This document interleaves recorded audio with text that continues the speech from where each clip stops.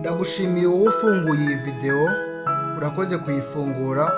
Reka turebere hamwe ibintu bitanu byagufasha kugera ku nzozi zawe. Mu buzima buri wese aba afite intego runaka y'icyo ashaka kugeraho, akenshi tuvuga ko ari inzozi. Izo nzozi zawe uba ufite ushaka kugeraho ntabwo wapfa kuzigeraho mu gihe utagira imyitwarire n'imikorere iganisha ku ntego wihaye mu buzima. Reka mbabwire ibintu bitanu byagufasha kugera ku nzozi zawe, cyangwa se uburyo bwagufasha kugera ku ntego yawe wihaye mu buzima.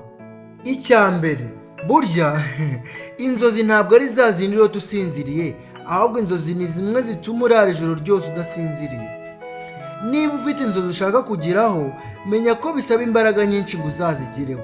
Ntabwo mvuga zimwe urota usinziriye, no, ahubwo ndaganisha ku nzozi ufite zikubuza gusinzira cya kintu wifuza kugeraho ariko ukaba wumva kigoye. Ugomba kugira intego ihamye kandi nziza, icyo bita clear and specific dream.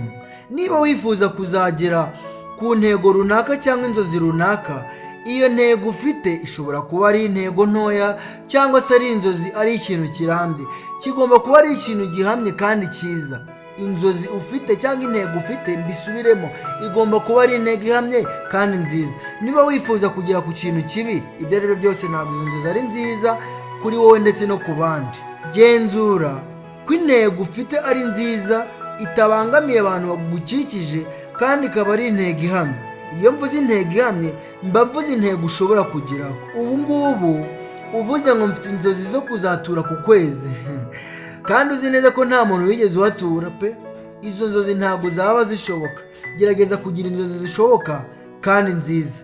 Icya kabiri, ugomba gutegura neza ibigufasha kugera ku nzozi zawe. Ikintu cyo guplaninga cyangwa se gutegura ukoze plan y'ibintu ushaka kugeraho. Ibi bivuze kugerageza gukora umuteguro w'icyo wakora ngo ugere ku nzozi zawe.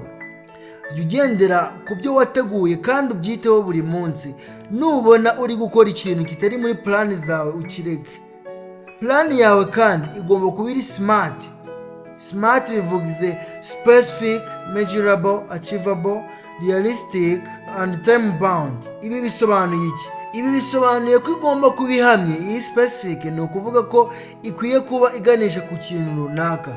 Ishobora gupimwa cyangwa se ushobora kumenya ingano yayo, measurable. Ishobora kugerwaho, mbese irashoboka, achievable. Ushobora kwerekana ko wayigezeho cyangwa se ushobora kwerekana umusaruro wayo, realistic.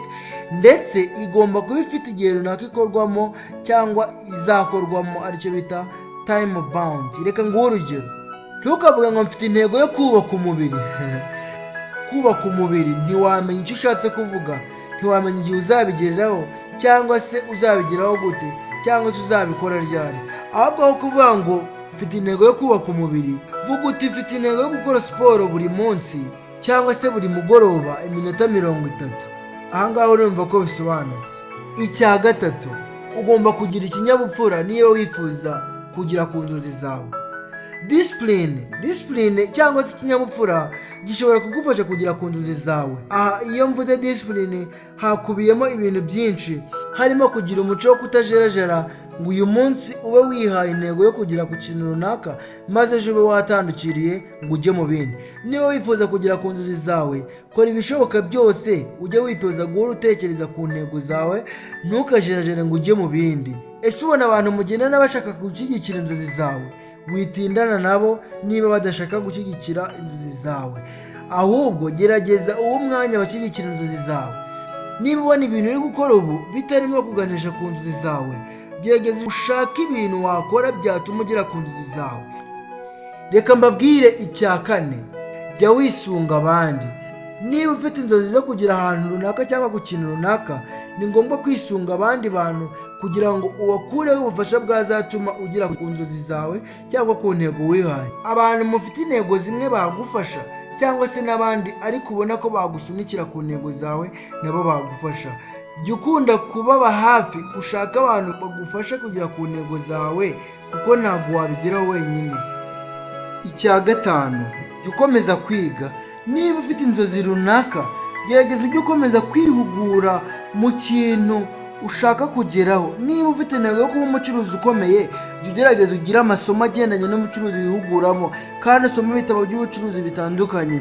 Niba ufite inzozi zo kuba umuntu runaka, jya ugerageza wihugure mu bintu ukunda cyangwa se mu bintu ushaka kuba byo cyangwa ushaka kugeraho, ubyihuguremo ugire ubumenyi butandukanye muri ibyo bintu. Jya ukunda kumva inkuru zigendanye n'intego yawe kandi uhore ubitekerezaho cyane ndetse ukunde no kubivugaho. Burya baravuga ngo ikintu uvuga kenshi birangira gikugiye mu bwonko. Ibitekerezo byawe jya ukomeza kubigaburira ibintu bigendanye n'inzozi zawe kandi uhore buri gihe ushaka kwiga no kumenya ibigendanye n'izo nzozi zawe. Niba hari ikintu wifuza kugeraho, ntukicare ngo uvuge ngo nzakigeraho gutyo gusa, ngo wicare uvuge ngo bizizana. Ahubwo ugerageza no kwiga, ukomeze wihugura, umenye ibintu byinshi bigendanye n'ibyo ushaka kugeraho, kuko nubyihuguramo uzagenda uvumbura ibintu byinshi bitandukanye ndetse uvumbure n'amahirwe menshi cyangwa se opportunity nyinshi zishobora kukugeza ku nzozi wihaye. Inzozi wihaye twavuze ko zishobora kuba ari inzozi ndende zikomeye, ari inzozi zirambye, cyangwa se ari intego runaka ntoya cyane ushaka kugeraho mu gihe gito. Ibyo byose bigusaba gukurikiza izi tips tuvuze kugira ngo uzigereho kandi ubashe kuba wabigeraho mu gihe wifuza. Ndizera wumvishe ibintu 5 byagufasha kugera ku nzozi zawe. Hari n'ibindi byinshi ariko ibi ni iby'ingenzi. Nibikurikiza bizagufasha kugera ku nzozi zawe. Niba ukunze iyi nkuru, duhe comment, unayisangiza abandi, kora subscribe ndetse unakore like kuri iyi nkuru yacu kugira ngo izagere kure, izagere kuri benshi. Murakoze cyane.